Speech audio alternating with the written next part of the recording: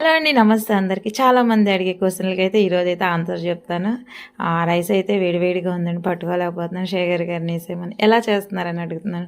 Morning అండి 5:30-6 లోపల ఏసేసి నా దినచర్య అయితే ప్రారంభిస్తానండి. మొక్కలకి నీళ్లు పోసేయడం, 7:30 కల్లా కింద టకటక పిల్లలకి క్యారేజ్ కట్టేయడం, వాళ్ళని పంపించేయడం, వాళ్ళు వెళ్ళిపోయిన తర్వాత నా వర్క్ మొత్తం ఫినిష్ చేసుకొని 9 కల్లా నేను వెళ్ళిపోతానండి స్కూల్‌కి. వెళ్ళొచ్చేసిన తర్వాత 4:30 అవుద్ది. వచ్చేసి ఫ్రెష్ అయిపోయి శేఖర్ గారు మాత్రం వేడి వేడిగా టీయో కాఫీనో నాకు పెడతారండి. నేను వీళ్ళకి పెడతాననమాట. అలా కొంచెం మైండ్ రిలాక్స్ అయిన తర్వాత ఏం చేద్దాం ఈరోజు అనుకుని ప్రిపేర్ అయిపోతా.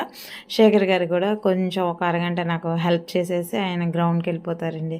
ఇంకా నేను నా మొక్కలకి వాటర్ పోసుకుంటానే కింద పొయ్యి మీద ఎసరు పెట్టుకోవడం, రైస్ చూసుకోవడం, ఇట్లాగండికి ఒక అడుగు పైన ఒక అడుగు కింద ఇట్లాగా నా కంప్లీట్ చేసేసుకుంటానండి వర్క్. మళ్ళీ 7:30 కల్లా ఇద్దరం శేఖర్ గారు నేనైతే బయలుదేరుతాం. ఏదోనండి ఉడతా భక్తి గాని చేసే సహాయానికి నా ఫ్రెండ్ కూడా హెల్ప్ అయిందనమాట. తను బీఆర్టీఎస్ రోడ్లో వాకింగ్ చేస్తున్నాను. ఒకరోజు సడన్గా చూసి ఏంటి ఇలాగా, అయ్యో నువ్వు చేసే పనికి నేను కూడా వాకింగ్ చేయకపోయినా పర్వాలేదు నీకు తోడుగా ఉంటాను, అదే నాకు ఆనందం అని తను కూడా ఇంక డైలీ వస్తుందండి.